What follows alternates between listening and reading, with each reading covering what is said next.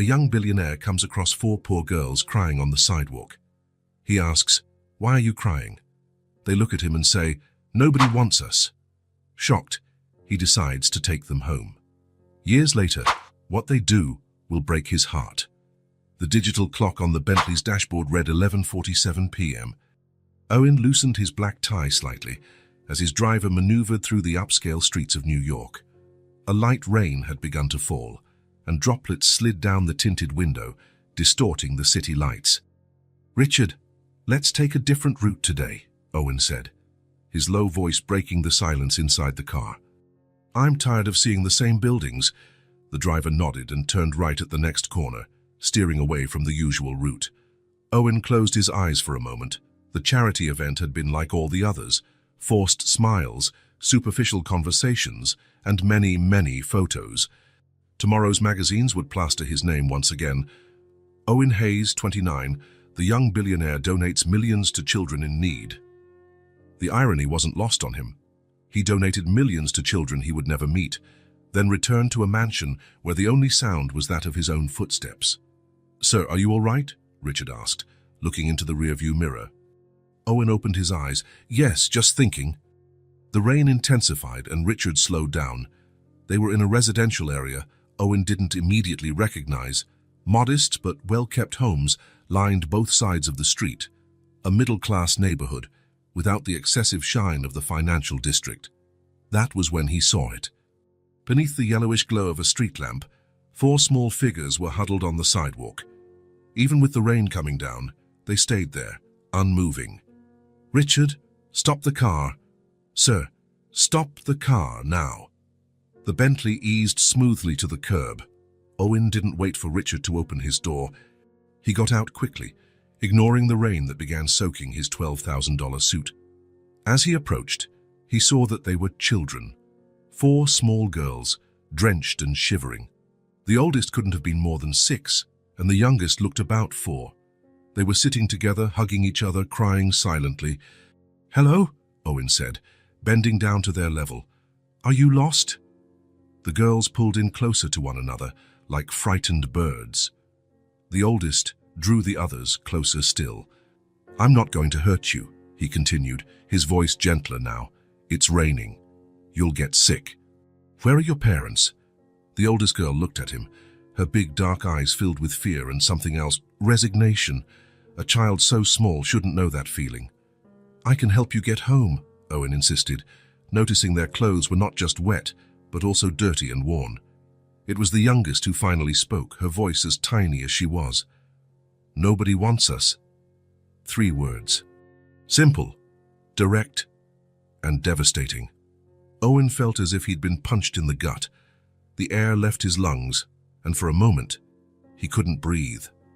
That phrase, spoken by a child so young, carried a universe of pain he knew all too well.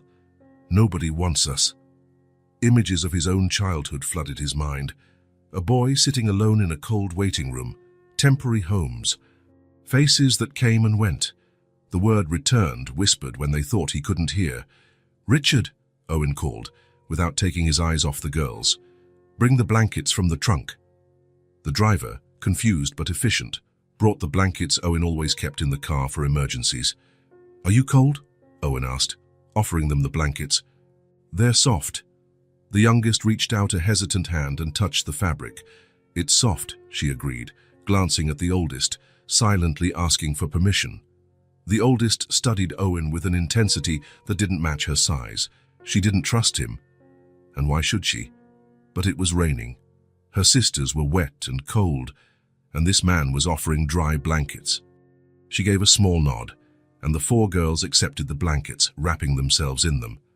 "My name is Owen," he said. "What are your names?" Silence. Then, the oldest spoke, her voice surprisingly steady. "I'm Sophie. These are my sisters, Luma, Bella, and Issa." They were so little, so fragile, sitting there in the rain, with no one to protect them. "Are you hungry?" Owen asked. 4 pairs of eyes lit up for a brief moment before distrust returned. That's when Owen did something he hadn't planned, something he hadn't analyzed with the usual precision of a man who built an empire by calculating every move. Do you want to come with me? I have food at home and warm beds. At least until we figure out where you should be.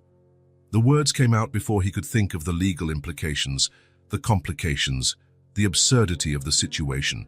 A single billionaire inviting 4 unknown children to his house in the middle of the night. But something in those words, "nobody wants us," had broken a barrier inside him. The girls looked at each other, a silent conversation passing among them. It was Sophie who made the decision again. "Can we stay together?" "Of course," Owen answered immediately. "And if we don't like it, can we leave?" Owen swallowed hard. "Yes, you're not prisoners." Sophie stood, still holding Isa's hand, the youngest. "Then let's go." Richard, who had been watching everything with growing concern, opened the car door. The girls hesitated at the sight of the luxurious vehicle. "It's safe," Owen assured them. "Richard has been my driver for years." One by one, the girls climbed into the Bentley, crowding into the back seat, still wrapped in the blankets. The car slid smoothly through the rain as Owen tried to process what he'd just done. There had to be laws against this, surely. He should have called the police or social services. But something in the look on those girls' faces, something that mirrored his own past, drove him. "Sir," Richard murmured, low enough for only Owen to hear, "I must remind you this is—" "I know, Richard," Owen interrupted. "We'll deal with everything legally tomorrow. Right now, they need somewhere safe." The rest of the drive passed in silence. The girls watched the city go by through the window, wide-eyed at the lights and the towering buildings as they approached the exclusive neighborhood where Owen lived. When the car stopped in front of the wrought-iron gates, Owen saw Bella, the second youngest, shrink back. "Is this where you live?" Luma asked, her voice barely a whisper. "Yes," Owen replied, trying to imagine what his home must look like through their eyes. The white stone mansion, with its imposing columns and perfectly trimmed gardens, must have seemed intimidating to such small children. The gates opened automatically, and the car followed the circular driveway, stopping in front of the main entrance. "We're here," Owen announced, trying to sound casual, as though bringing 4 unknown children home was something he did every day. The mansion was silent and dark when they entered, only security lights illuminating the way. Owen switched on the lights in the massive entrance hall, revealing marble floors, curved staircases, and valuable works of art. "Wow," Bella murmured, momentarily forgetting her fear. "You must be hungry," Owen said, guiding them to the kitchen. It was a clinical space, all stainless steel and white marble, a kitchen designed for a professional chef, not a family. The girls sat hesitantly on the tall stools around the central island, still wrapped in the blankets, while Owen opened the fridge. He rarely ventured inside. His personal chef usually handled all meals. "We have, He scanned the contents, realizing he had no idea what small children ate. "Sandwiches? I can make sandwiches." The girls nodded, watching his every move with cautious attention. Owen started to make simple sandwiches with what he found: bread, cheese, ham. His hands, used to signing multi-million-dollar contracts, now fumbled with the basic task of spreading mayonnaise. "Do you like juice?" he asked, finding a carton of orange juice in the fridge. 4 heads bobbed affirmatively. As they ate in silence, Owen realized just how hungry they were. They devoured the sandwiches quickly, their eyes already looking for more. "I can make more," he offered, and they eagerly accepted.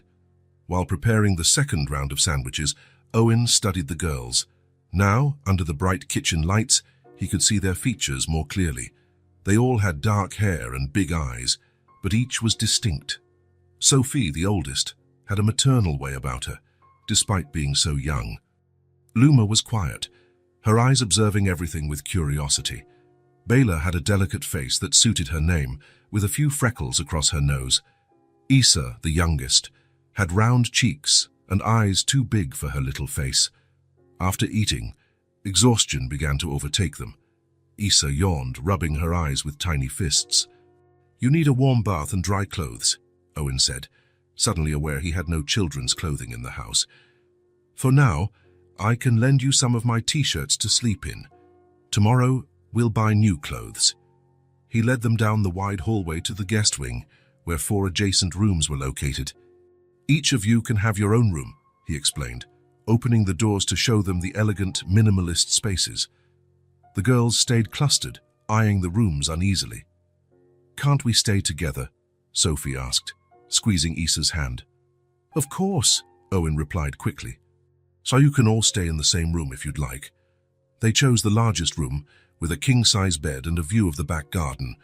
Owen showed them the attached bathroom, explaining how to use the shower and leaving soft towels for each of them.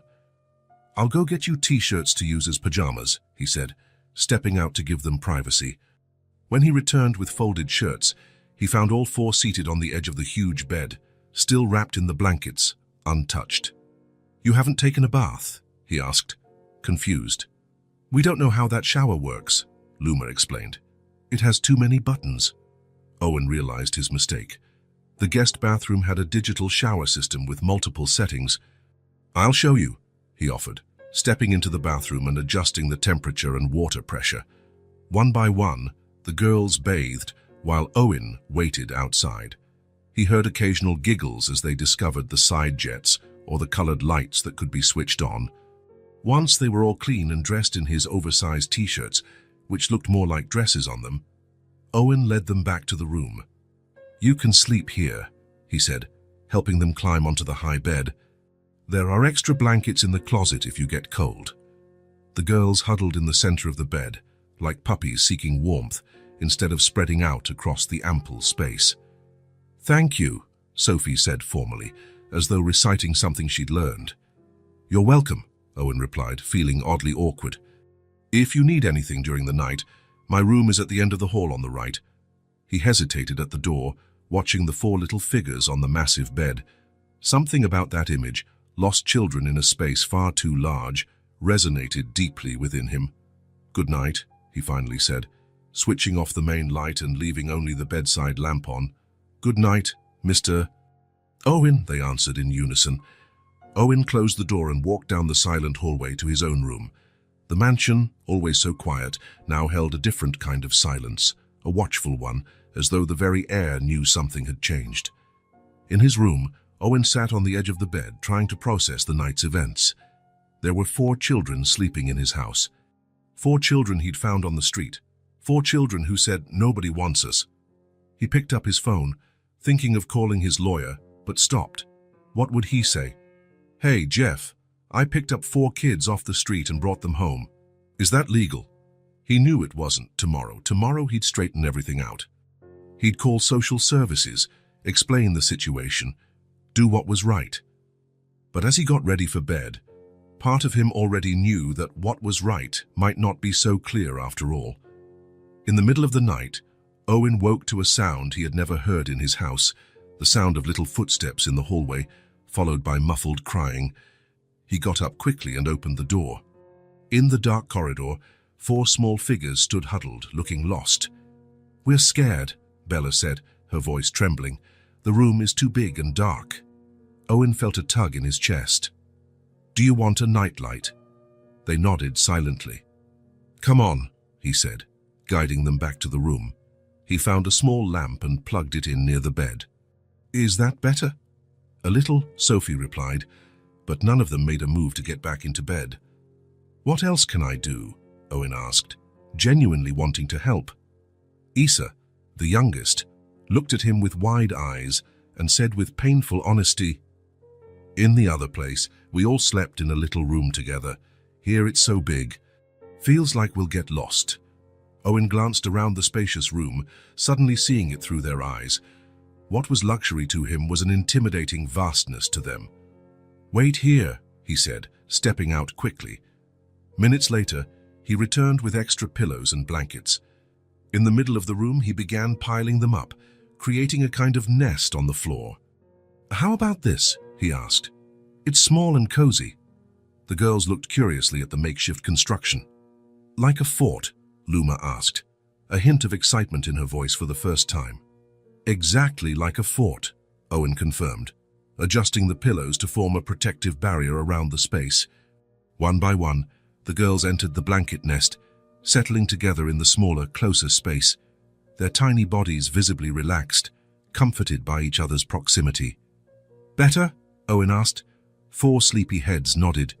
Good night, then, he said, stepping back toward the door. Mr. Owen? Issa's voice stopped him. Can you stay until we fall asleep? Owen paused, surprised by the request.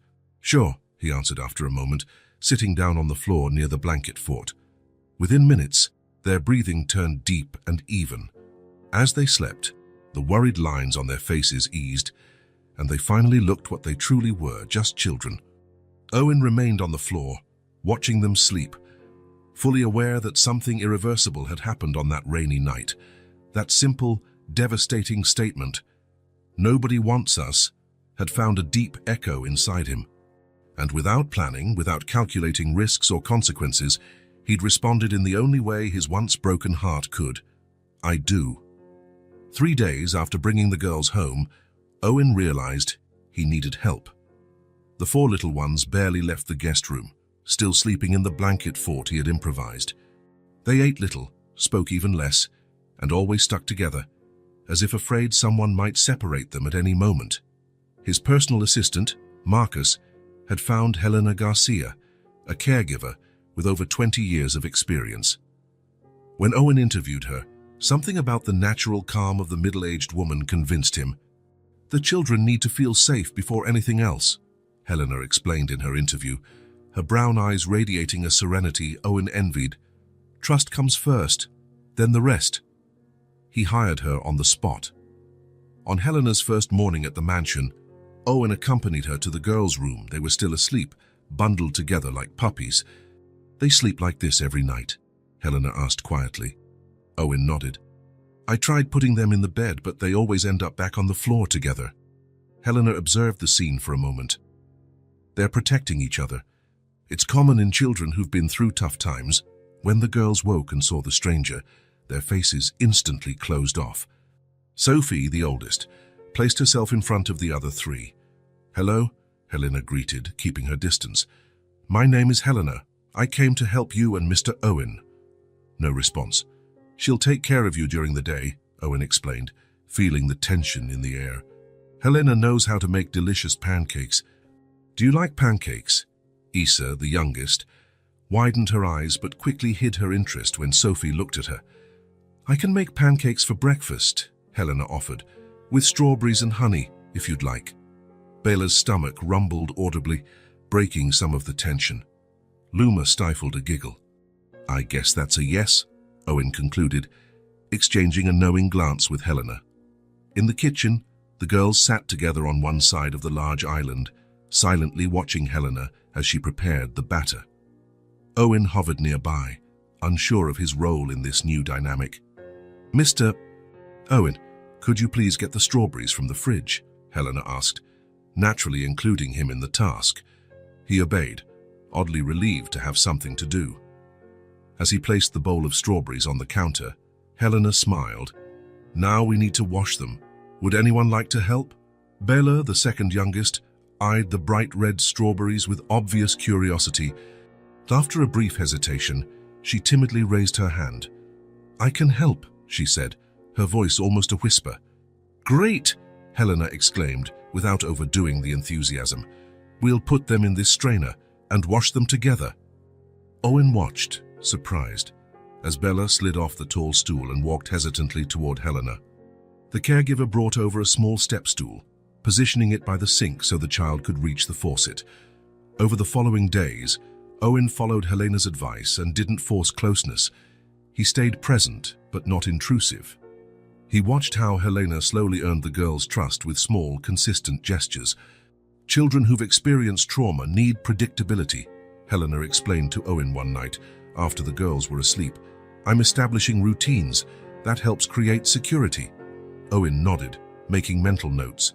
He, who had built an empire based on data and strategies, was now studying something entirely different, how to make 4 small children trust him. On the afternoon of the 7th day, Owen passed by the living room and saw Helena reading a story to the girls. They were sitting on the rug around her, transfixed by the bright illustrations in the book. Mr. Owen, would you like to finish the story? Helena offered when she saw him. I need to prepare a snack. 4 pairs of eyes turned to him, cautious but no longer frightened. Owen felt a lump in his throat. It was the first time they didn't look terrified in his presence. "Sure," he said, taking the spot Helena vacated. He took the book carefully, as if it were a valuable object. It was a story about forest animals forming an improvised family. The irony wasn't lost on him. The little hedgehog looked at his new friends. Owen began to read from where Helena had stopped, and realized it didn't matter that they didn't look alike. What mattered was that they cared for one another. His voice, usually used to commanding boardrooms, now adjusted to narrate a children's story. He changed tone for each character, making different voices that drew a small smile from Issa. When the book ended, there was a moment of silence. "You do funny voices," Luma commented at last. Owen smiled, surprised by the remark. "Really? I've never done that before." "You never read stories?" Bella asked, her little face puzzled. "Not to children," he admitted honestly. "So who do you read to then?" Sophie asked. Owen thought for a moment. "I guess just to adults in meetings, and those aren't fun stories like this."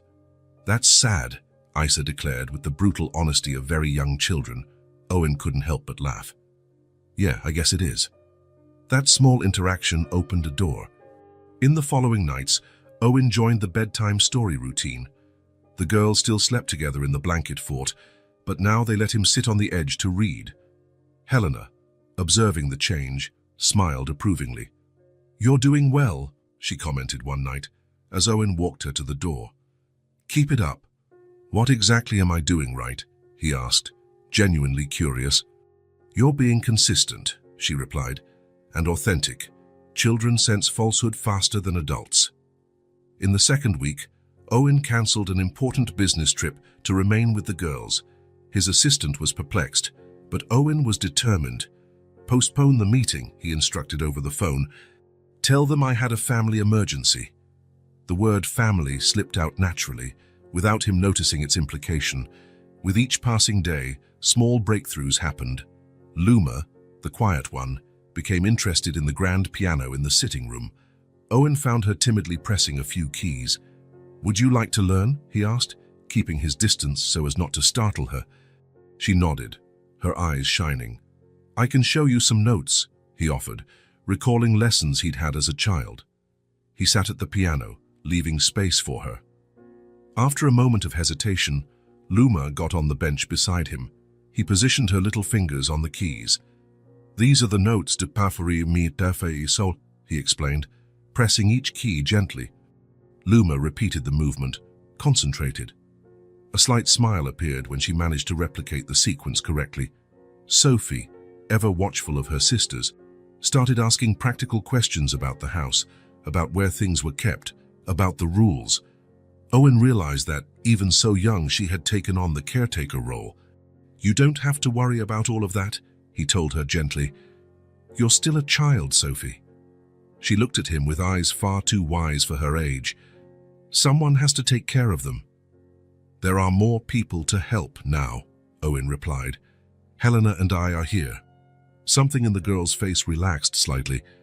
One afternoon, Owen found Issa, the youngest, wandering alone in the hallway. The first time one of them separated from the group. She was carrying a tattered doll, a worn-out toy they had brought with them. "Hi, Issa," he greeted, crouching to her level. "Where are your sisters?" "They're sleeping," she replied. "But Rosie isn't sleepy." "Rosie is your doll?" Owen asked. Issa nodded, hugging the doll closer. "She's hungry." Owen considered his options. It was the first time one of the girls had sought him out. "Do you want us to make a snack for Rosie in the kitchen?" Issa's eyes lit up. "She likes cookies." "What a coincidence," Owen replied with seriousness. "So do I." In the kitchen, he helped Issa onto the high stool and placed some cookies on a plate. The little one, very seriously, pretended to feed the doll. "Rosie says thank you," she announced formally. "You're welcome, Rosie," Owen answered, playing along. Issa studied him for a moment. "You know she's not real, right?" Owen smiled. "Yes, but it's fun to pretend sometimes." Issa nodded, as though he had passed some test. "The other dolls are hungry too." "Do they have names?" "Yes. Sophie's doll is Luna, Luma's doll is Starry, and Bela's is Blossom." Owen memorized each name, recognizing how important they were. We can bring cookies for all of them." In the days that followed, he made an effort to call each doll by its correct name, noticing the surprised smiles on the girls' faces when he remembered. They were small details, but they made a difference. Meals, once silent and tense, began to include small bursts of conversation. The girls still ate sparingly. "It takes time for the body to understand there will be regular meals," Helena explained, but they no longer hid food in their pockets for later. Helena also prepared Owen for the occasional tantrums. "It's normal," she reassured him after Bela had a crying fit because her sock felt weird. Young children have limited capacity to process emotions, and they've been through a lot. One morning, Owen was making breakfast while the girls took their usual seats at the table. Helena had the day off. He squeezed lemons to make fresh juice. "Want to try?" he offered, pouring small amounts into cups. Bela was the first to sip. Her entire face contorted in an exaggerated grimace, eyes squinted and lips pursed from the lemon sourness. Owen couldn't help it. A short, unexpected laugh escaped him. The four girls froze, staring at him in surprise. Owen realized it was the first time he'd laughed in front of them. The realization hit him. It was the first time he'd laughed spontaneously in how long? Years. Bela, after a moment of shock, made another face, even more exaggerated. Owen laughed again, more freely this time. Soon they were all making silly faces, trying to outdo each other, and the kitchen, usually so silent and pristine, echoed with laughter. Owen felt something strange in his cheeks. The muscles ached from smiling, unaccustomed to the exercise. That afternoon, he found Bela sitting at the dining room table with paper and crayons spread out before her. She was drawing intently, her tongue sticking out in deep concentration. "Can I see what you're drawing?" he asked, approaching slowly. Bela nodded, sliding the paper toward him. It was a typical children's drawing, stick figures with big heads and simple expressions. But what caught Owen's attention was the composition. 5 figures holding hands, 4 small, 1 larger. "It's really nice," he said, his voice slightly choked. "Who are they?" Bela pointed to each figure as she explained, "That's Sophie, that's Luma, that's me, that's Isa." She paused, looking at him with a mixture of hesitation and hope. "And that's you." Owen felt something tighten in his chest. "Me?" Bela nodded. "We're all holding hands." "I see," was all he managed to say. "Can I tape it to the fridge?" she asked. Helena said families tape drawings on the fridge. The word families hit Owen hard. He swallowed. "Of course you can," he finally answered. He followed her to the kitchen and helped her stick the drawing on the refrigerator with magnets. When the paper was in place, colorful and vibrant against the stainless steel, Bela smiled proudly. "Now it looks like a real home," she declared, before running off to show her sisters. Owen remained in the kitchen, gazing at the drawing. 5 figures holding hands under a big yellow sun. The image triggered a memory so strong it nearly took his breath away. Himself at 6 years old, sitting at a table in the foster center, drawing. Stick figures, a man, a woman, a boy, a family that didn't exist, a family that would never come for him. The caregiver at the foster center had been kind. She'd pinned up the drawing, but Owen saw the pity in her eyes. That picture stayed up for weeks, a constant reminder of his deepest desire and greatest impossibility. Now, 30 years later, another child had drawn a family and included him in it. The simplicity of the gesture, the hope in those childlike strokes, created a crack in the armor he'd built around his heart over the years. He touched the drawing gently, as though it was something precious and fragile. In that moment, he realized he wasn't just giving shelter to 4 little girls. They were also filling a void inside him he hadn't known could be filled.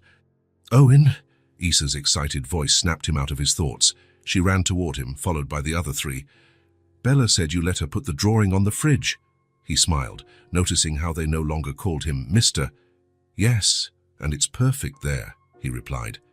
"Can I draw something for the fridge too?" Luma asked timidly. "Of course. All your drawings can go on the fridge." Sophie, always the most serious and cautious, studied him for a moment. "Why are your eyes wet?" she asked. Owen hadn't noticed the moisture in his eyes. "Sometimes we get emotional when we're happy," he explained. "You're happy with us here?" Issa asked, her large eyes full of hope. Owen knelt down to their level. "Very happy," he answered sincerely. For the first time since he had brought them home, Issa took a step forward and hugged him spontaneously. A quick, shy hug, but a hug nonetheless. "We're happy too," she whispered before pulling away. That night, as he read them their bedtime story, Owen noticed the difference. The girls still slept together in their makeshift nest of blankets, but now they let him sit closer. Issa even rested her head on his arm as he turned the pages. When he finished reading and they were all nearly asleep, he heard Bella's sleepy voice. "Good night, Owen." "Good night, Bella," he replied, warmth flooding his chest. In the hallway on his way to his own room, Owen stopped to look at the drawing on the fridge again. 5 figures holding hands under a big yellow sun. Small signs of life had begun to bloom, not just from the children starting to feel safe, but inside him as well. Somewhere deep down, a seed of genuine affection was taking root, cracking through years of emotional concrete. For the first time in a very long while, Owen slept without the weight of loneliness. The mansion's doorbell rang on a Tuesday at 10:15 a.m. Owen was in his makeshift office in the living room, working on his laptop while keeping an eye on the girls playing. They had puzzle pieces spread across the rug, and Helena was helping Issa fit a particularly tricky piece. Over the past few weeks, the children had started to separate a bit more, gaining the confidence to explore different parts of the house, though never straying too far from one another. The doorbell broke the morning's peace. The 4 girls instantly lifted their heads, like small deer alerted by the slightest noise in the forest.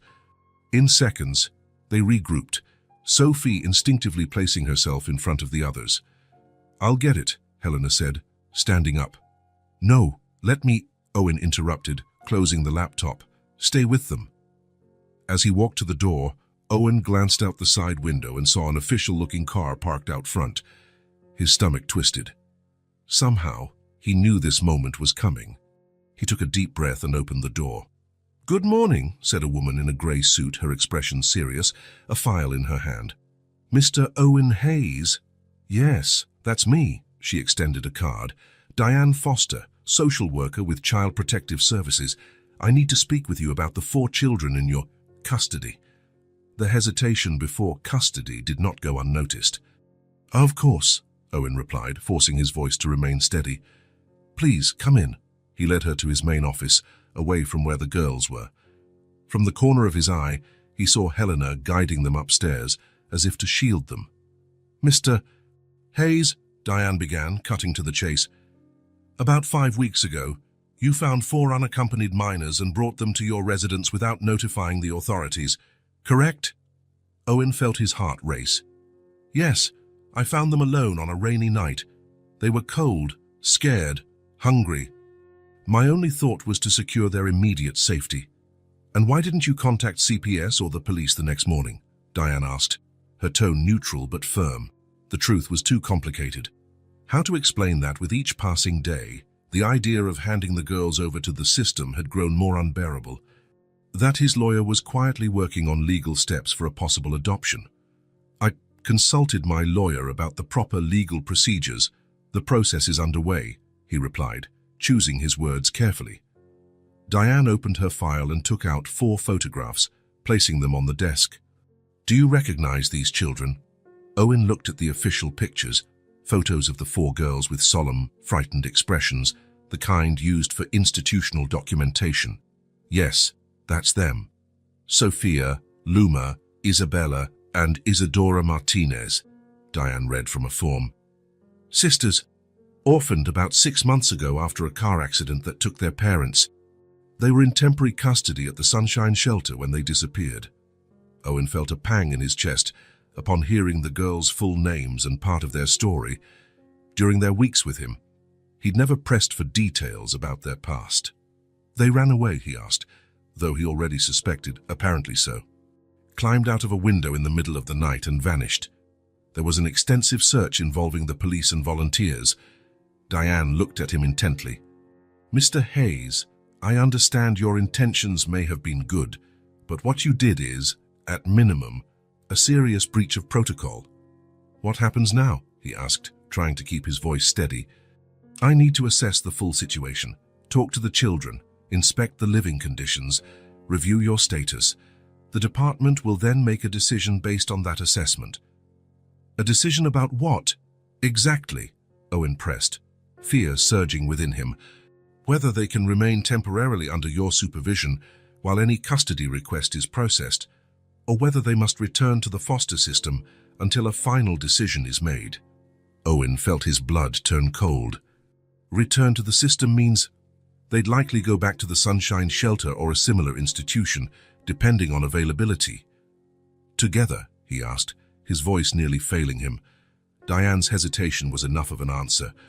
We do everything possible to keep siblings together, but it's not always feasible, especially with 4 children. The thought of them being separated was unbearable. Owen remembered how they clung to each other those first nights, as if their greatest fear was being torn apart. I need to speak with them now, Diane said, closing her file. Individually, if possible.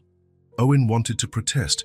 The girls had only just begun to feel safe and now they'd be questioned by a stranger, but he knew any resistance would only make things worse. Of course, I'll call them. In the hallway, he found Helena waiting, worry etched on her face. She's from CPS, he explained quietly. She needs to talk to the girls. Individually. They're in the bedroom, Helena replied. Ever since they heard the doorbell, they've clustered together again, like at the start. They're scared. Owen. He climbed the stairs with heavy steps. In the bedroom, the 4 sat on the bed, no longer on the nest of blankets, but still huddled close as on the first day. Girls, he began, sitting on the edge of the bed. There's a lady here who needs to talk to you. A social worker. She just wants to make sure you're okay. Is she going to take us away? Sophie asked bluntly, her large dark eyes fixed on him. Owen felt a lump in his throat. He wanted to promise no, but he couldn't lie. I don't know, he answered honestly. I hope not. I'm doing everything I can so you can stay here. Why does she want to talk to us? Luma asked, her usually calm voice now trembling.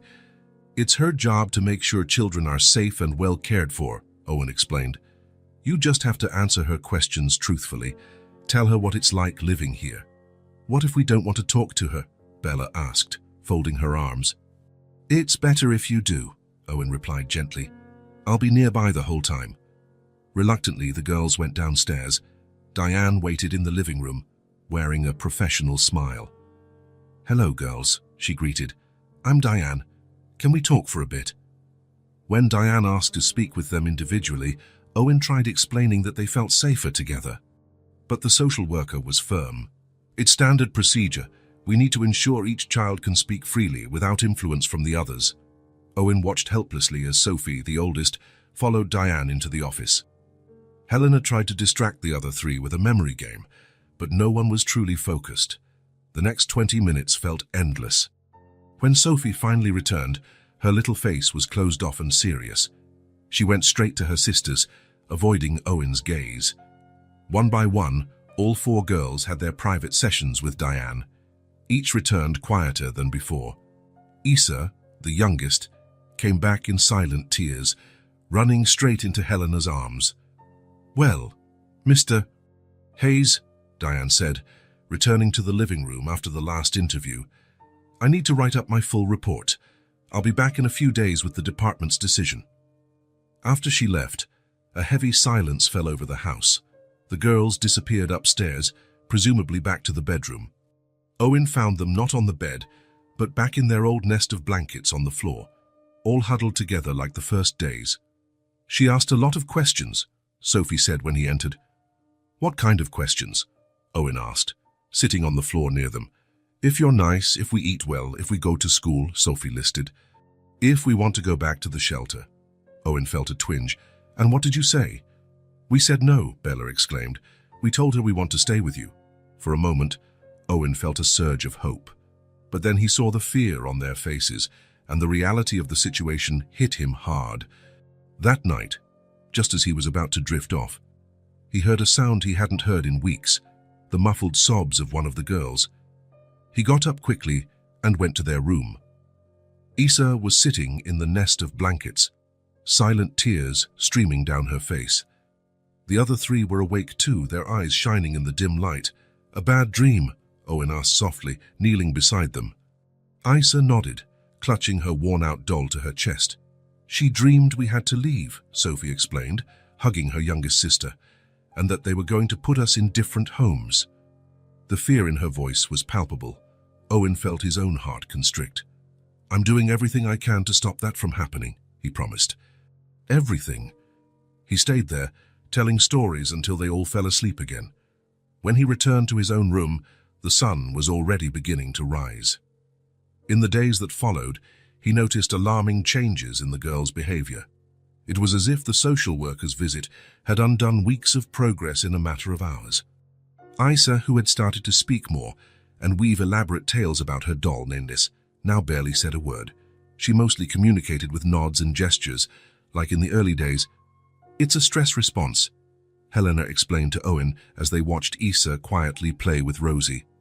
"She's protecting herself by reverting to a state where she feels safer." Sophie, always the most responsible, became even more vigilant with her sisters. She wouldn't leave their side for an instant, even when Helena encouraged separate activities. One morning, as the others still slept, Helena discreetly called Owen to the room. "She's having nighttime accidents," Helena said softly, showing the wet sheet she was trying to change without the others noticing. "It's common in extreme stress. Regression." Owen nodded, remembering his own childhood in the foster system. How many times had he wet the bed after being moved to a new home or hearing another promise broken? Luma, usually the calm and thoughtful one, started having angry outbursts, completely out of character. If she hit a wrong note on the piano, she'd pound the keys in frustration. If a puzzle piece didn't fit, she'd fling all the pieces off the table. Small actions, but they revealed the emotional storm within her. But the most concerning change was in Bella. The girl who had always shown so much enthusiasm at mealtime now refused to eat. She would sit at the table, stare at her plate, and just push her food around. "I'm not hungry," she'd say consistently, though her tiny body was starting to show signs of weight loss. "She's trying to gain control," Helena explained during a late-night conversation in the kitchen. When children feel they're losing control over the big things in life, they sometimes try to control what they can, and food is one of those things. Helena suggested strategies for each situation: patience with Isa, reassurance for Sophie, firm boundaries for Luma, and small victories for Bella. Owen followed each recommendation religiously, desperate to help them feel safe again. But on the 6th day after Diane's visit, during a particularly tough evening in which Luma had smashed a glass on purpose and Bella ate nothing at dinner, Owen felt his own fear and frustration mounting. After finally getting the girls to bed, he retreated to his office and collapsed in his chair. The fear of losing them was growing by the day.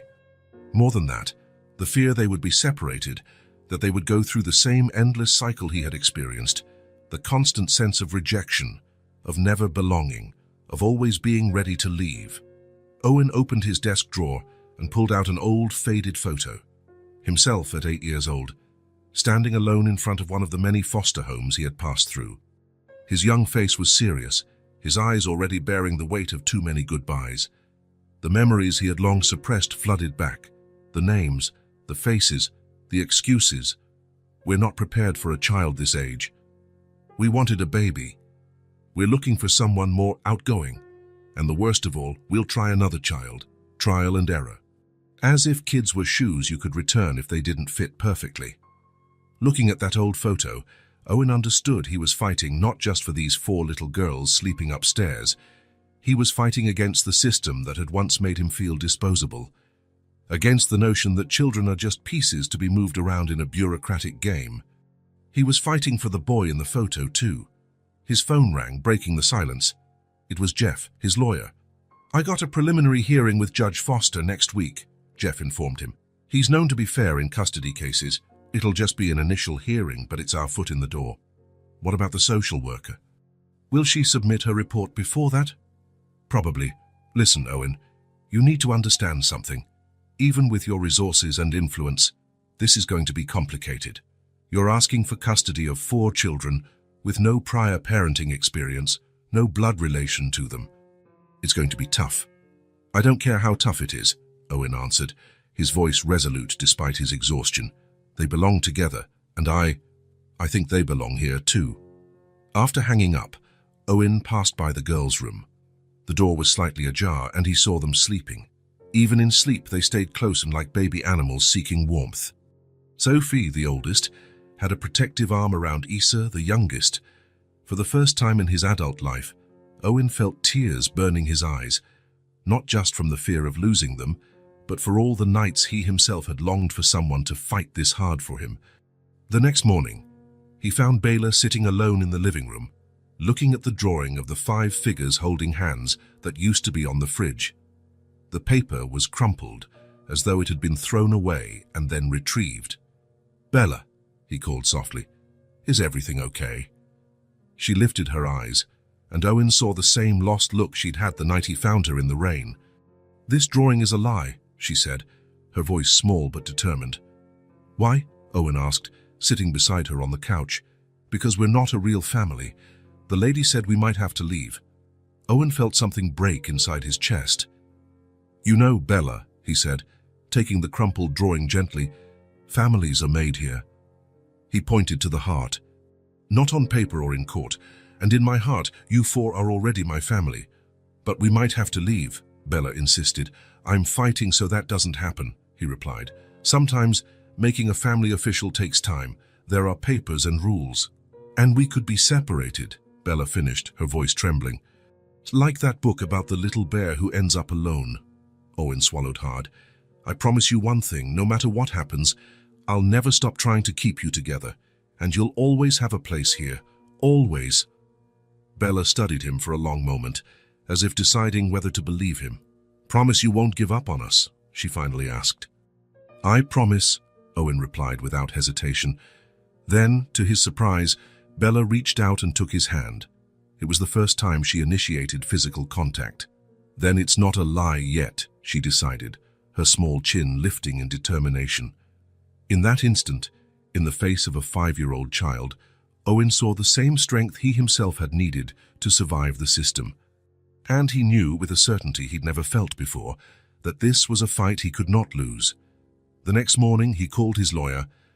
"Jeff, I want you to dig up everything about the accident that killed their parents. Why there are no relatives claiming them. The complete history of the Sunshine Shelter, everything. And I want to file the official adoption request today. For all 4. Owen, we've been over this.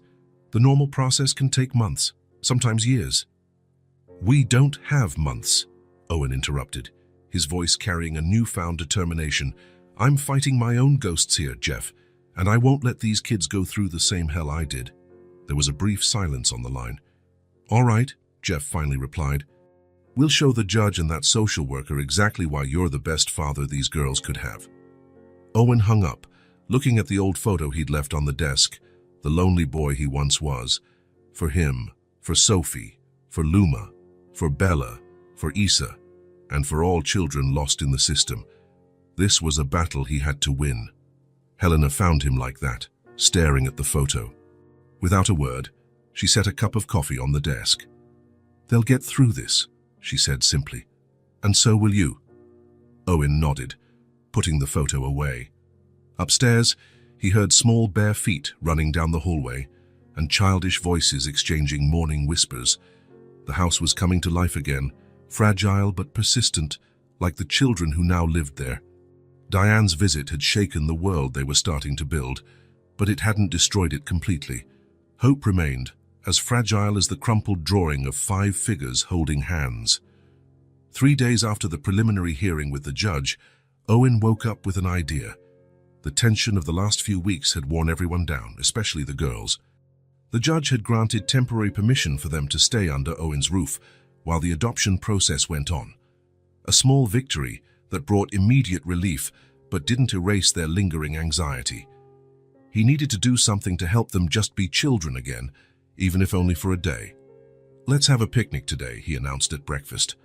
4 pairs of eyes turned to him with expressions ranging from surprise to skepticism. "What's a picnic?" Issa asked, breaking the silence she'd largely maintained since the social worker's visit. "It's when we eat outside, on a blanket, on the grass," Owen explained.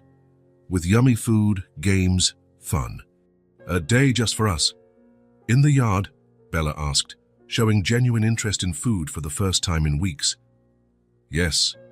In that corner near the trees, where the morning sun comes in and there's shade in the afternoon. Helena, watching from the kitchen, smiled encouragingly. She'd suggested something similar days ago. The kids needed a day of normalcy, simple joy, free from the constant shadow of fear. Can I bring Rosie? Issa asked, referring to her inseparable doll. Of course, all the dolls are invited, Owen replied. A faint smile flickered across Sophie's face, the first time in days. Can we help make the sandwiches? That's the plan. We'll prepare everything together. The morning became a whirlwind of activity. In the kitchen, each girl had a task. Sophie and the oldest helped cut the sandwiches into perfect triangles. Luma arranged the fruit on a colorful platter. Bela, who had been refusing to eat, surprisingly brightened up at decorating cookies with frosting. Lysa, the youngest, was in charge of the napkins, folding them into uneven shapes she insisted were special butterflies. Helena prepared a wicker basket she found in the basement, lining it with a red and white checkered cloth. Every picnic needs a proper basket, she explained, winking at Owen. By noon, everything was ready. Owen carried the basket and a big blanket, while the girls brought their dolls and some toys. Helena, sensing this moment needed to be just theirs, offered an excuse not to join. I need to organize some things inside. Have fun. The mansion's garden was expansive and well kept. Owen chose a spot under a large oak tree, where the grass was soft and the sunlight filtered gently through the leaves. He spread out the blanket and helped the girls set up their camp, as Bella decided to call it. The dolls go in the middle, Issa instructed solemnly, so they won't be scared. Owen complied, suppressing a smile.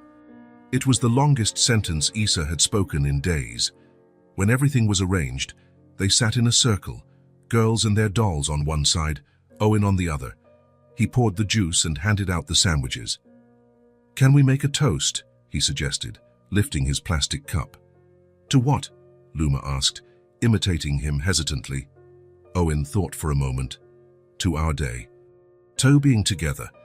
To not having nosy people asking questions, Bella added, surprising everyone with her bluntness.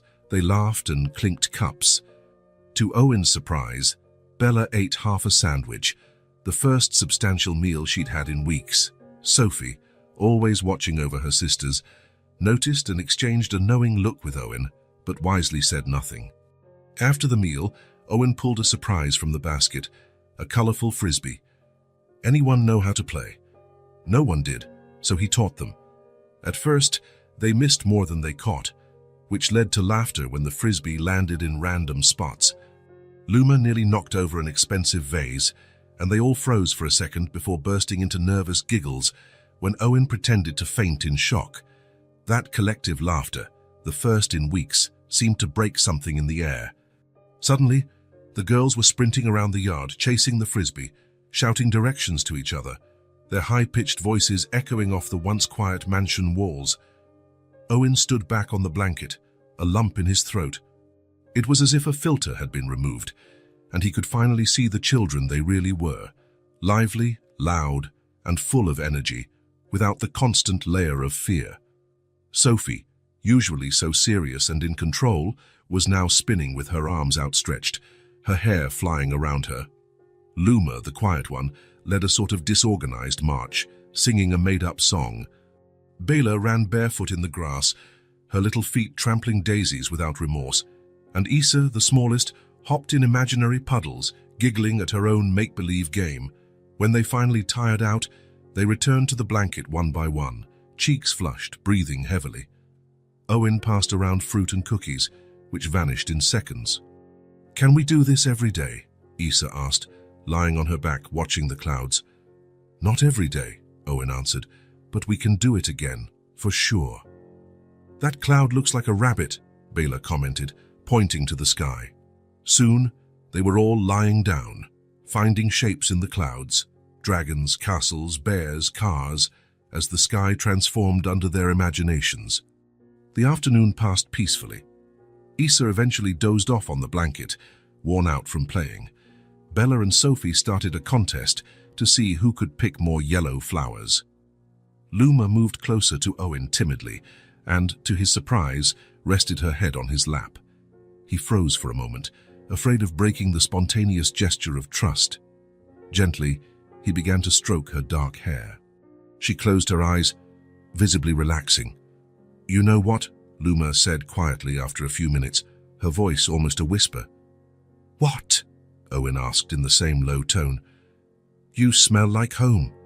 3 simple words. But for Owen, it was as though the whole world stopped for an instant. A surge of overwhelming emotion filled him, and he had to muster all his strength not to cry on the spot. "Really?" he managed, his voice hoarse. Luma nodded sleepily, not opening her eyes. Smells safe." Owen continued gently stroking her hair, his heart pounding in an odd, painful and wonderful rhythm at the same time. He looked around, at Issa asleep nearby, at Sophie and Bella running around the lawn, at Luma trusting him enough to lay her head on him, and a crystal-clear certainty formed inside him. This was the most important moment of his life. It wasn't just responsibility he felt now, not just protection or care. It was something deeper, more visceral, more complete, something he never thought himself capable of. He felt like a father, not a temporary guardian, not a benefactor, not an adult trying to do the right thing. A father, with all the fear, all the joy, all the uncertainty, and all the unconditional love that entails. As the sun began to set, bathing the garden in a golden light, Owen knew that no matter how long and hard the legal battle ahead, these 4 girls were already his daughters, and he would do anything so they could have many more days like this, days in which they were simply children, safe, loved, belonging somewhere, belonging to someone. Autumn had arrived in full force. Golden and red leaves covered the yard where, days earlier, they had held the picnic. Night fell earlier now, and the air carried a chill foreshadowing winter. Owen was in his office, reviewing documents Jeff had sent earlier. The adoption process was slowly moving forward, with more hearings scheduled and more evaluations pending. But each hurdle cleared made the possibility of an official family feel more real. Outside, the wind began to howl, rattling the windows. The forecast had warned of a major storm, and the dark clouds gathering throughout the day promised a wild night. Helena had already gone home after putting the girls to bed. They now had individual rooms decorated to each one's taste, though Owen often found them sleeping together in Sophie's room on nights like this. The first rumble of thunder sounded in the distance, a low growl that made Owen look up from the documents. Before he could return to his reading, another closer thunderclap rattled the windows. 3 seconds later, the lights flickered once or twice and then went out completely. The mansion plunged into total darkness. "Wonderful," Owen muttered, turning on his phone's flashlight. He knew where the candles and emergency lanterns were stored, but first, he had to check on the girls. As he climbed the stairs in the dim light, he heard a sharp scream from upstairs, followed by sobs. He sprinted, taking the steps 2 at a time. In the hallway, he found 4 small silhouettes huddled together, illuminated only by the faint glow of the battery-powered nightlights in the outlets. Sophie held a unicorn lamp, trying to comfort Issa, who was crying openly. "It's okay," Owen said, coming closer. "It's just a power outage because of the storm." "When will it come back?" Luma asked, her voice shaking slightly. "Maybe in a few hours, maybe not until tomorrow," he answered honestly. Another thunderclap, louder than the ones before, shook the house. Issa let out another shriek, and even Bela, usually the second bravest after Sophie, cringed. "The storm's right on top of us," Sophie said, assuming her usual role as the eldest.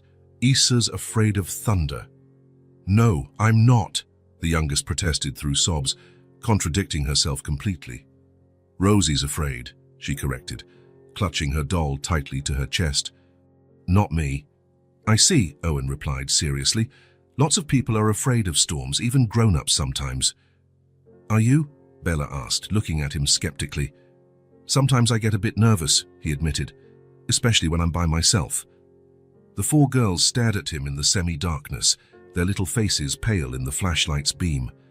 Come on, he decided. I'll get more flashlights and we can do something fun while we wait for the power. Like what? Luma asked, her curiosity momentarily overshadowing her fear. How about a blanket fort in the living room? With flashlights inside, it feels magical. The idea seemed to appeal to them, but another deafening thunderclap, followed by a bright flash of lightning through the windows, made Issa cling to Owen's leg. Or, he suggested, seeing the panic in the youngest's eyes, we can all sleep together tonight. What do you think?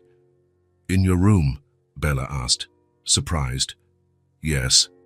My bed is big enough for everyone, and we can tell stories until the storm passes. The suggestion was met with enthusiastic nods. None of them had ever been in Owen's room before. It was unexplored territory, an adult sanctuary now open to them. Can I bring Rosie? Issa asked in a small voice. Of course. All dolls are invited, Owen replied, echoing the phrase that had become a sort of code among them. Single file, with Owen leading the way by flashlight, they headed toward the end of the hallway, where the master suite was located. The storm raged outside, rain now lashing furiously at the windows, but inside, this small procession moved with determination. Owen's bedroom was spacious and minimalist, a king-size bed, neutral walls, few furnishings beyond the essentials, no photographs or personal decorations. It was a room that reflected the solitary life he'd led before meeting the girls. Wow, your bed is huge, Bella commented, rushing to climb on it immediately.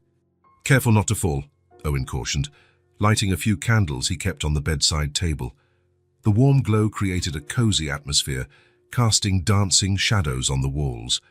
While the girls settled in, Owen grabbed extra blankets from the closet. Who wants a story? He offered, sitting on the edge of the bed. I do, Issa said, still clutching her doll but calmer now. What kind of story? A story from when you were little, Sophie suggested. Owen rarely spoke about his past, and the girls were increasingly curious. He hesitated, thinking of something suitable. Okay, I'll tell you about the first time I ever saw snow. The four nestled closer, forming a half-circle around him. Outside, the storm still rumbled, but here in the candlelight, they created their own little universe. Owen recounted his amazement at the first falling flakes, how he ran outside without the proper coat, the cold sensation on his hands. It was a happy memory, one of the few from his turbulent childhood that didn't hurt to recall. After the first story, there was another and another. The girls also shared their memories, snippets of life before the accident that took their parents, treasured moments of joy they clung to. Gradually, their eyelids grew heavy. Issa was the first to fall asleep, curled up like a kitten between Owen and Sophie. Bella was next, mid-sentence about a dog they used to have. Luma held out a bit longer, but soon gave in to exhaustion as well. Sophie, as always, was last. She stayed awake deliberately, as though standing guard. They're safe, Sophie, Owen said softly. You can rest, too. She nodded, but her dark eyes remained on him. Thanks for letting us sleep here, she said formally. No problem. Actually, I think I like having the company. Did you always sleep alone? She asked, genuinely curious. Yes, for many years. Weren't you scared? Owen smiled, touched by her concern. Sometimes, he admitted. Everyone gets scared sometimes. Sophie considered that for a moment, her eyes already half closed with sleep. Good night, Owen, she mumbled finally, letting herself relax. Good night, Sophie. In minutes, she too was sleeping deeply. Owen remained seated, gazing at the four small figures scattered across his bed, each in her own unique position. Sophie stretched out straight, Luma curled into a ball, Bela sprawled on her stomach, arms wide, Issa tucked up like a baby. Carefully, so as not to wake them, he slid in among them. Instantly, as if sensing his presence even in sleep, the girls shifted slightly toward him. Issa clutched his shirt with her tiny hand. Luma rested her head on his arm. Bella slung a leg over him. And Sophie, though sleeping, seemed to relax a bit more. The storm raged on outside, but in that room, Owen felt a peace he had never known. Looking at those 4 sleeping children, he reflected on everything they had been through, the trauma of losing their parents, running away from the shelter, surviving on the streets, living in constant fear. Yet here they were, trusting him enough to fall asleep in his arms. In the darkness, lit only by the faint glow of candles, Owen whispered words he would never say by daylight. "I was scared, too, for so long, and you healed me." The girls didn't hear. They were lost in dreams, but he needed to say it out loud, to acknowledge the truth that had transformed his life. Those 4 little hearts beating beside his had reignited something he thought was gone forever, the ability to love unconditionally, to belong to someone, to be family. The storm finally began to move on, its thunder now distant and muffled. Owen closed his eyes, surrounded by the warmth and trust of the 4 girls fate had placed in his path. For the first time in decades, he was no longer alone in the dark. The day before the final hearing dawned with golden light shining on the mansion where, nearly 3 months earlier, 4 small lives had become intertwined with Owen's. The date that would decide everything had finally arrived. Tomorrow, the judge would announce whether the adoption would be granted or not. Owen had barely slept. He'd spent the night going through documents with Jeff, his lawyer, preparing answers for every possible question.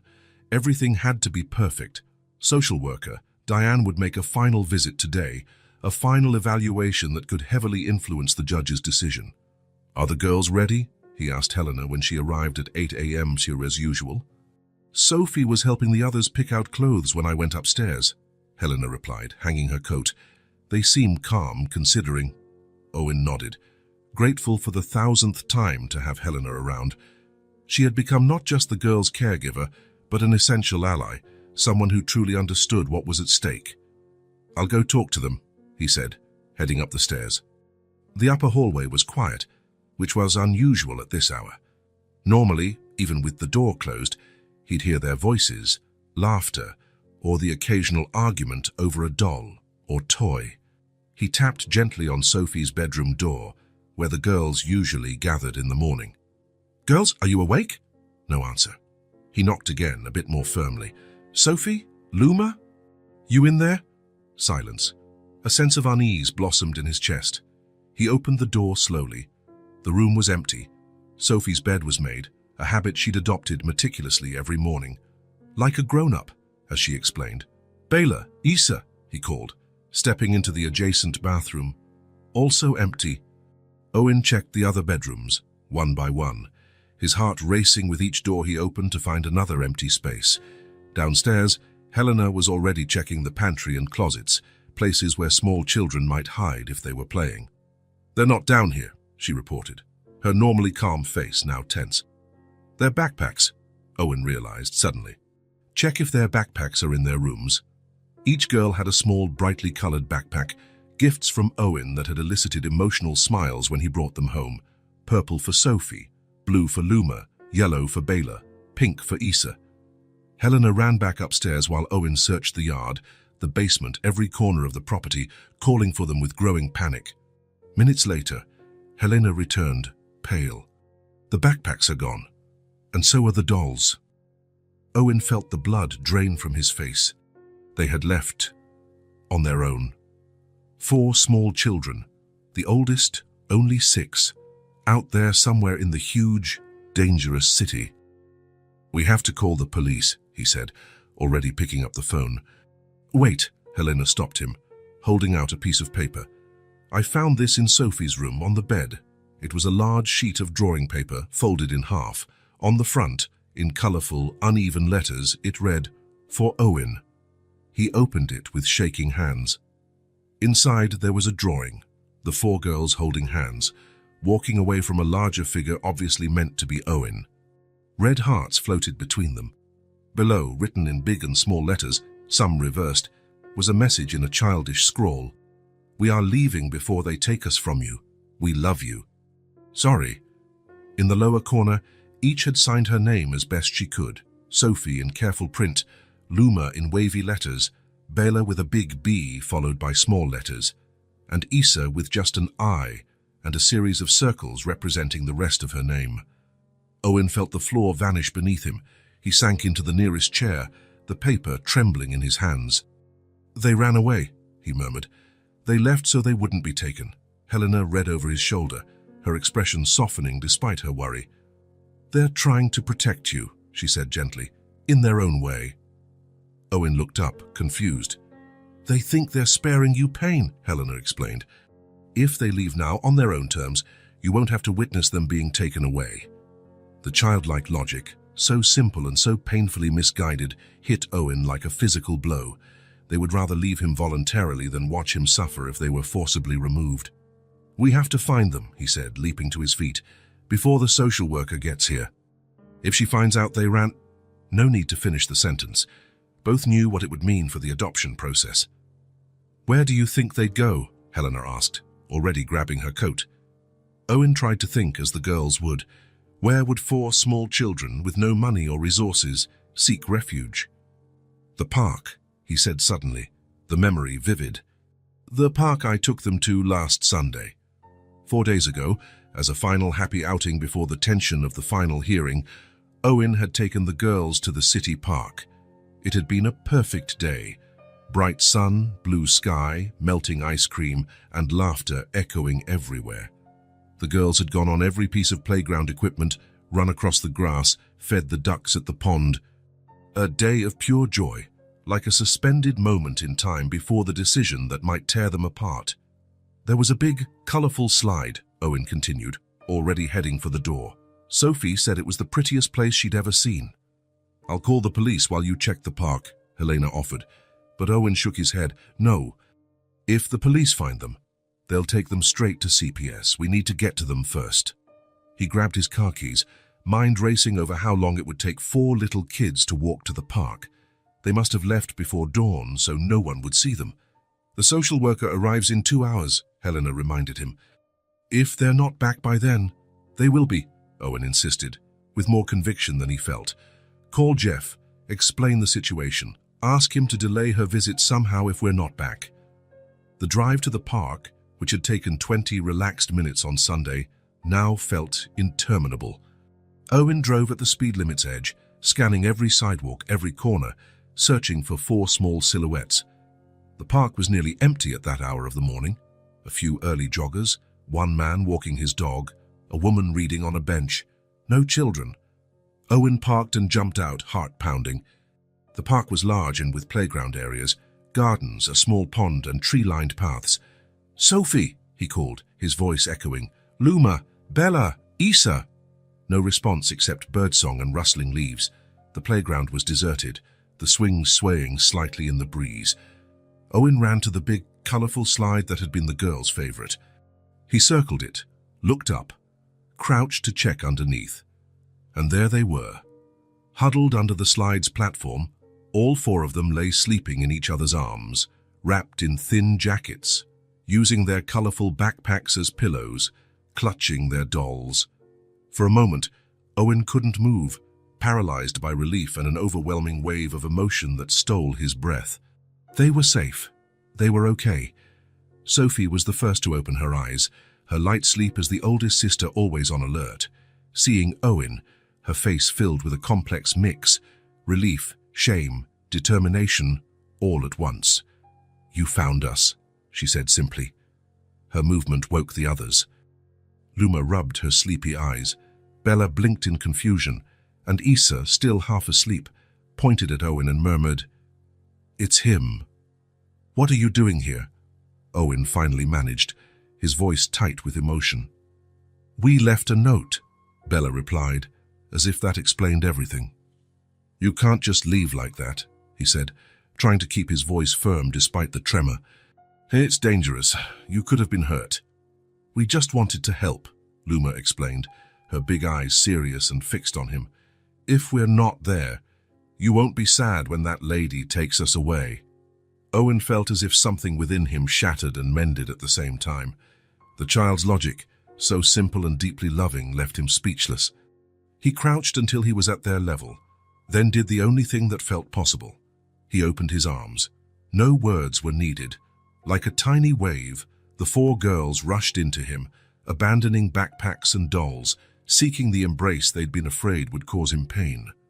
Owen held them, feeling their small bodies shaking, their messy hair, the smell of sleep and innocence. Tears streamed down his face, and he didn't care.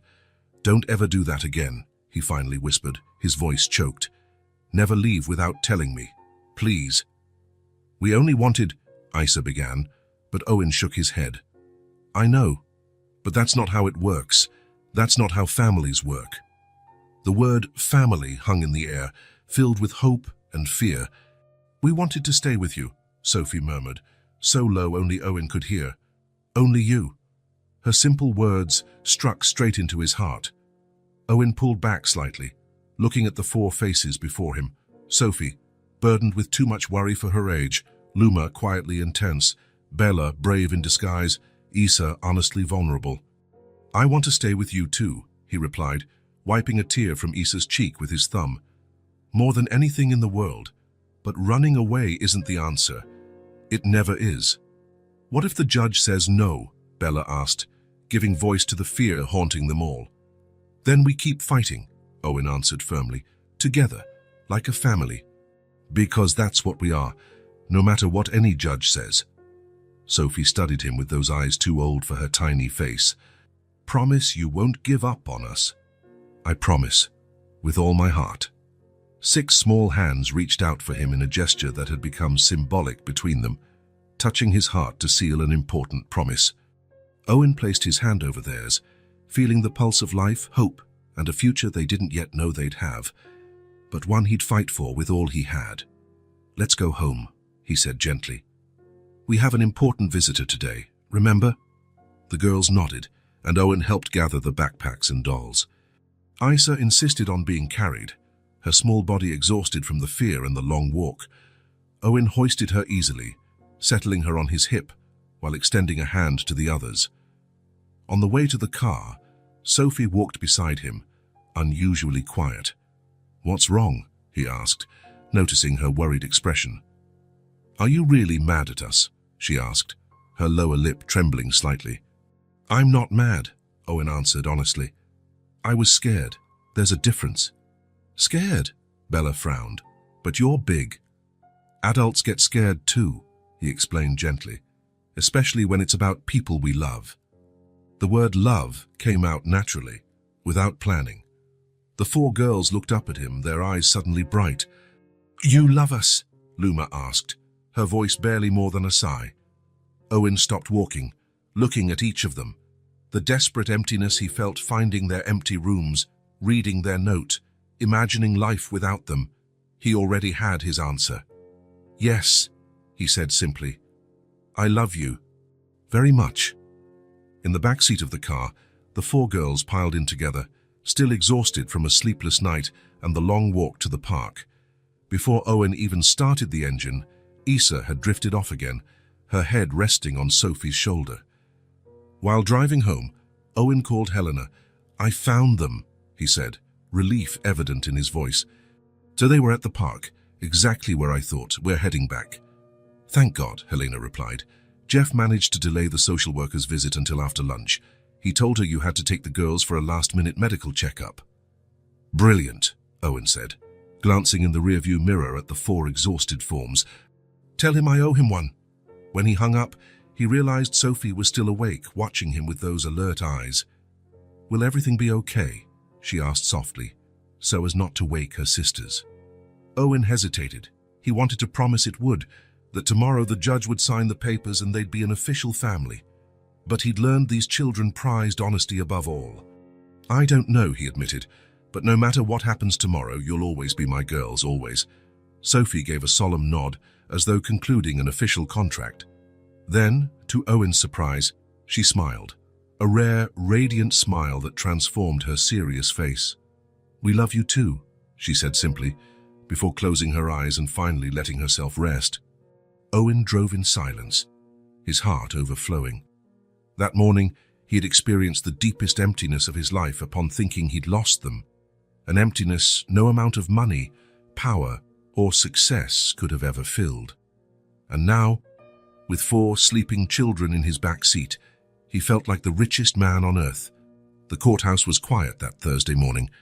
The courtroom, with its dark wooden panels and solemn flags, was intimidating by its very nature, a place where destinies were decided by people who often knew only fragments of the lives before them. Owen adjusted his tie for the 5th time in 10 minutes. Beside him, Jeff, his lawyer, meticulously organized documents, occasionally whispering words of encouragement. Across the room, Diane, the social worker, spoke quietly with her supervisor. Owen couldn't interpret their expressions. In the weeks since the girls' attempt to run away, the evaluations had intensified. More visits, more interviews, more reports. The girls had been examined by psychologists, interviewed individually, observed as a group. The house had been inspected repeatedly, every inch assessed for its suitability for young children. Owen had submitted to it all without protest. He took parenting classes for prospective adoptive parents, underwent psychological evaluations, answered deeply personal questions about his childhood, relationships, habits. He opened his life like a book for strangers to leaf through as they pleased. All for those 4 little girls waiting in a nearby room, under Helena's care, likely as anxious as he was. "All rise for the Honorable Judge Martin Foster," announced the bailiff. The side door opened, and a middle-aged man with graying hair and a stern expression entered, his black robe swaying as he walked to the raised bench. "You may be seated," he said, after taking his place, his deep voice echoing in the almost empty chamber. Owen obeyed, his legs trembling. He had faced corporate boards, ruthless investors, aggressive competitors, none of which had prepared him for the fear he felt now. "We are here for the final hearing in adoption case number 7843 regarding the permanent custody of Sophia, Luma, Isabella, and Isadora Martinez." The judge read from his folder. "Mr. Hayes, you are requesting the full adoption of all 4 minors, correct?" "Yes, Your Honor," Owen replied, his voice steady despite his nerves. The judge adjusted his glasses, studying the documents before him. "I have here all the CPS reports, psychological evaluations, preliminary school records." He flipped through a few pages. "I also see the report on the minor's recent disappearance 3 weeks ago." Owen swallowed. That incident could be used against him. "I'd like to hear from Miss Foster, the representative from Child Protective Services," the judge continued. Diane stood, professional as ever in her grey suit. Over the past months, Owen had seen her as an adversary, a threat. Today she could be an ally or the final hammer to his hopes of a family. "Your Honor," she began, "the Hayes-Martinez case is unusual in many respects. The beginning was, to say the least, irregular. The minors were under state custody when Mr. Hayes found them and took them to his residence without notifying the proper authorities." The judge nodded, his expression unreadable. "Nevertheless," Diane continued, "after extensive observation and multiple evaluations, the department recognizes that the minors have found genuine stability and affection in Mr. Hayes's home. Psychological assessments indicate significant emotional progress in all 4 children since being under his care." Owen felt a flicker of hope. "Regarding the runaway incident," Diane went on, "our evaluation concludes that it was actually a sign of the strong bond formed between the children and Mr. Hayes. They ran not to escape him, but to spare him the pain they anticipated if they were taken away." The judge made some notes, his face still inscrutable. "Mr. Hayes," he finally said, looking directly at Owen, "I'd like to hear from you, not your lawyer, not your assistants. You. Why these 4 children specifically? Why now? You're a single man, no parenting experience, a demanding career. Why take on responsibility for 4 minors at once?" It was the question everyone had asked, in one form or another, over the last few months. The question for which he had prepared polished answers. But sitting there under the judge's scrutiny, all his rehearsed replies vanished. Owen took a deep breath and decided to speak the only thing that mattered, the truth. "Your Honor," he began, his voice softer than usual, "I grew up in foster care. I was moved 7 times before I turned 10. Always alone, always labeled hard to place, that, like in the reports I wasn't supposed to see, but did." The judge raised his eyebrows slightly, clearly not expecting this start.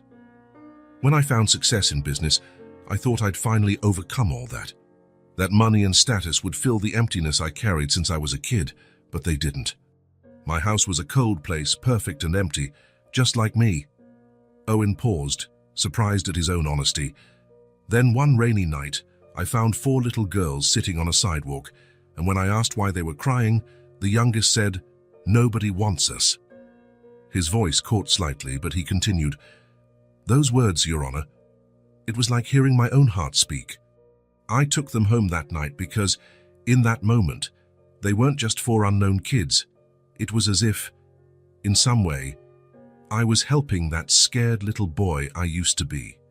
The judge listened intently, not interrupting. "But something happened in the weeks that followed," Owen went on, a small smile forming at the memories.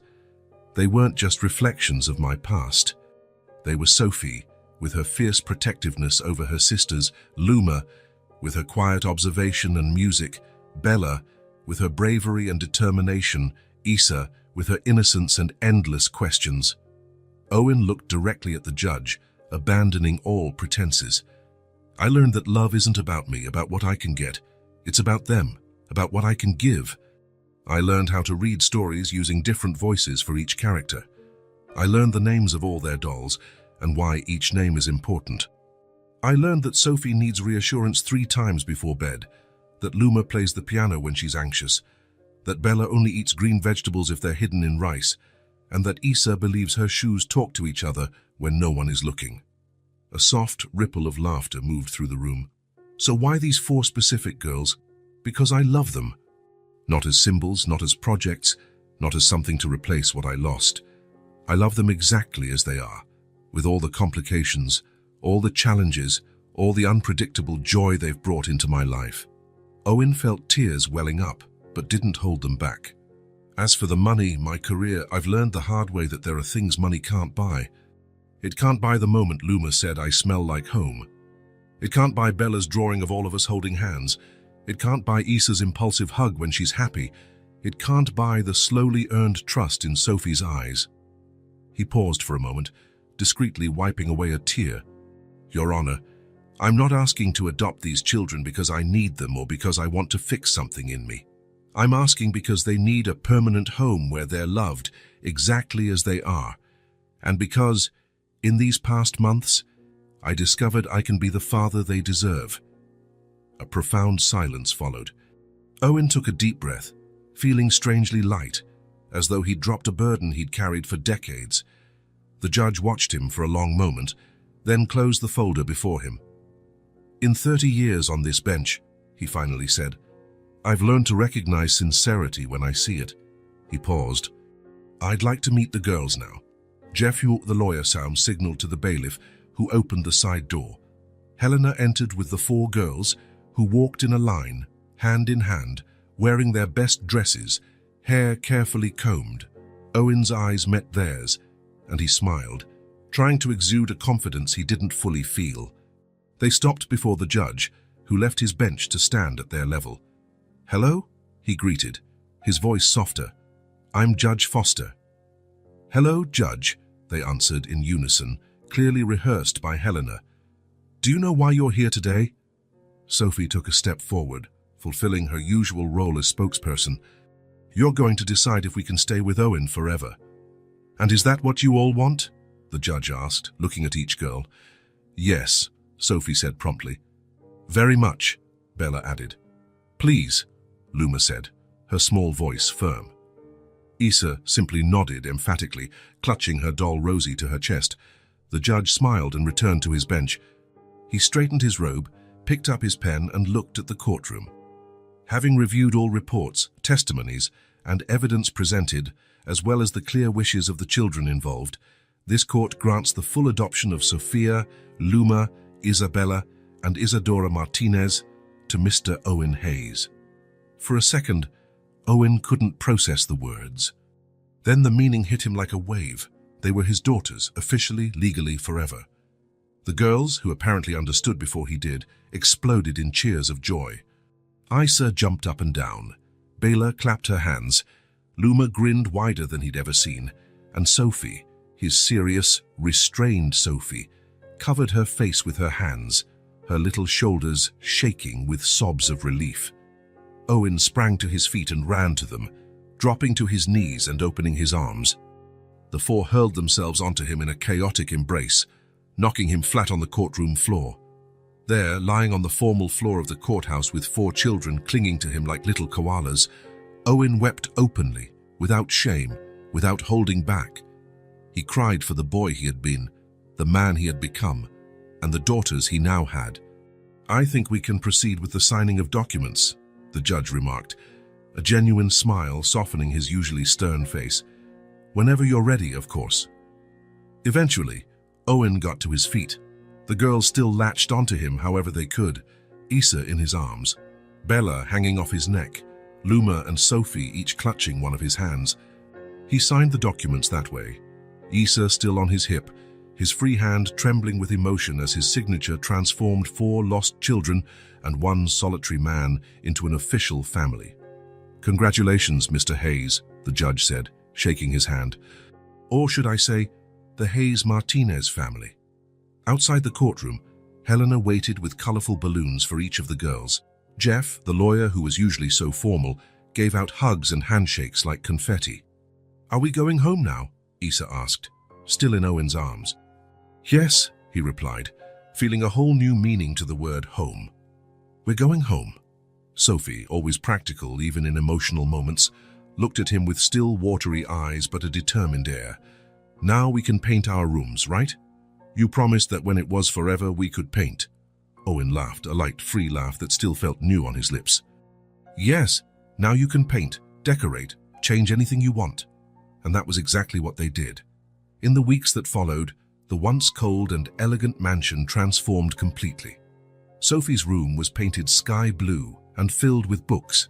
Luma's was done in a soft green, with a special area for her little piano. Bella chose a vibrant yellow that, according to her, but felt like sunshine.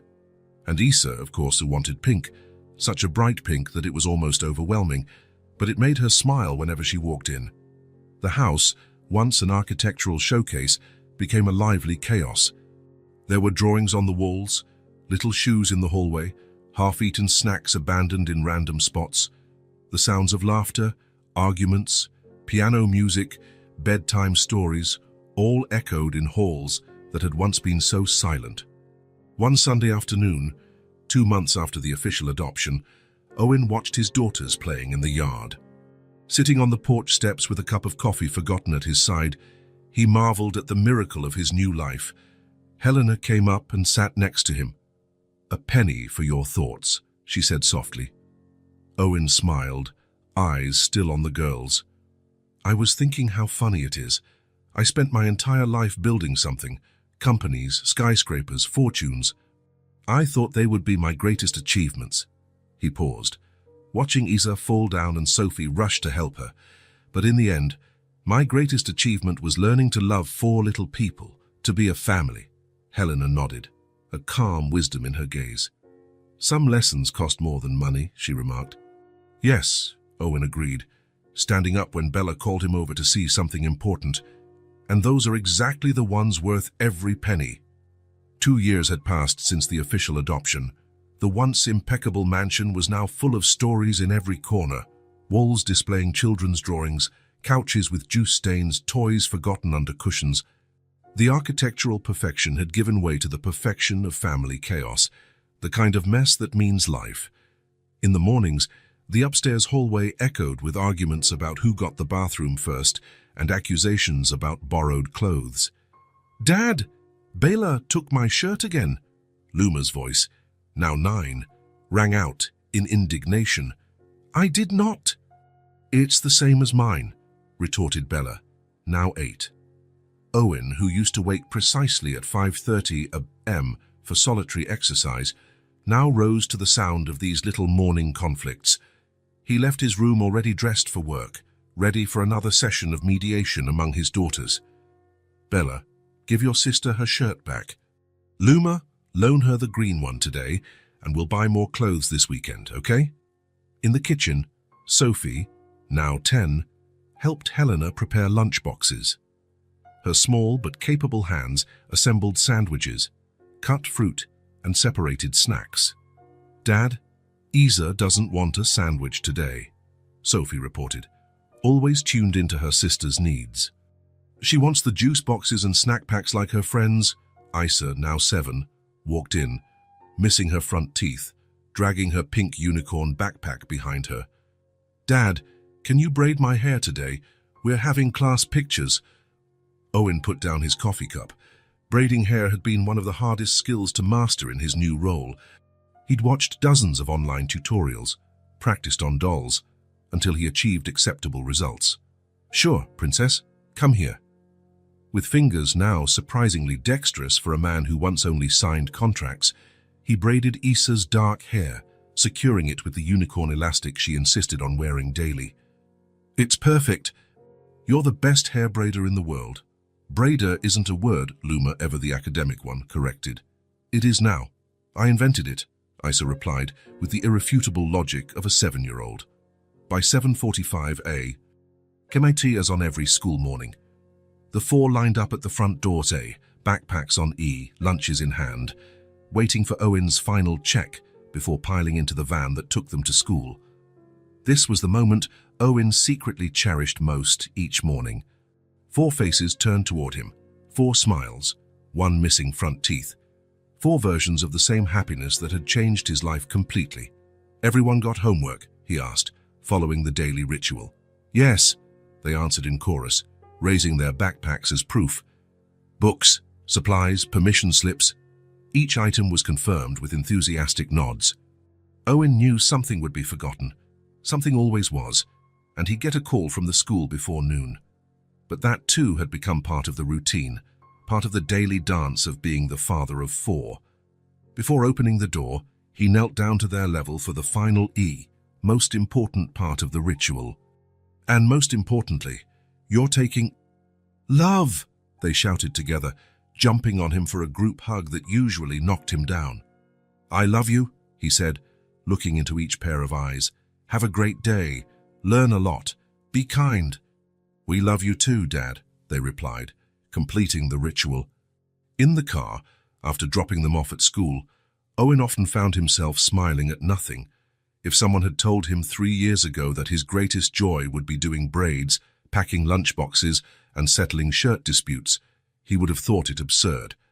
Now he couldn't imagine any greater happiness. Throughout the day, his phone rang constantly. The school nurse reporting Isa had a sore throat, Bella's teacher requesting permission for a project, Sophie reminding him about choir rehearsal, Helena mentioning Luma needed extra materials for an assignment. The life that once revolved around business meetings, acquisitions, and profits now orbited around 4 little sons. And he wouldn't trade it for anything. On the exact date marking 2 years since the official adoption, Owen left work early. He'd planned a surprise for the girls, tickets to a musical and dinner at their favorite restaurant. When he opened the front door, though, he was met with unusual silence.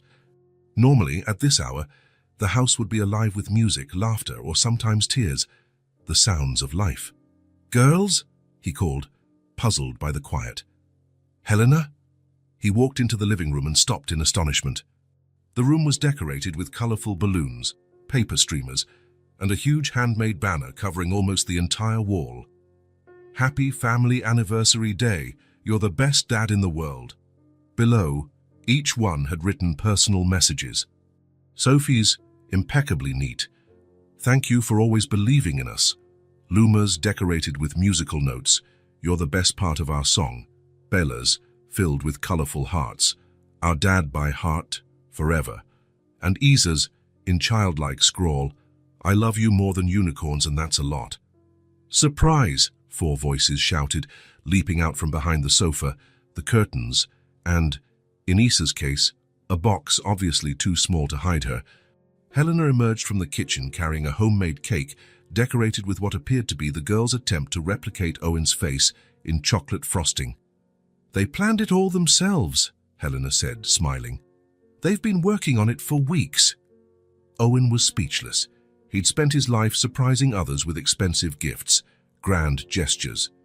Being on the receiving end of so much carefully planned love was overwhelming. "Do you like it, Dad?" Sophie asked, rare uncertainty in her usually confident voice. "Do I like it?" he managed at last. I've never gotten anything so special in my entire life." The four girls rushed in for a group hug, and he knelt to receive them, feeling that now familiar tangle of arms and hair. "We made presents too," Bella declared, unable to contain her excitement. One by one they gave him their gifts, wrapped in colorful paper and lots of tape. From Sophie, a hand-painted tie adorned with tiny fingerprints. From Luma, a playlist on a decorated CD. From Bella, a popsicle stick picture frame.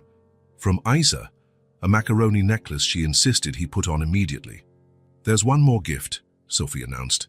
"It's from all of us." She handed him a large book covered in brightly colored fabric. On the cover, in carefully applied gold letters, "Our Family Story." Owen opened the album with trembling hands. Inside were photos, notes, drawings, and memories from the last 2 years. The first page showed a recreation of that rainy night, with a caption in Sophie's handwriting, "The day we found each other." As he turned the pages, their entire journey unfolded. First Christmas together, birthdays, beach trips, everyday moments made extraordinary by simply being together. On the final page, a recent photo of the 5 of them, smiling at a picnic. Below, in adult handwriting but signed by the 4, "To the best dad in the world, who showed us that family isn't who you're born with, but who chooses to stay together forever." Isa, perched on his shoulder as she liked to do, leaned in and whispered in his ear, "You didn't save us, Dad.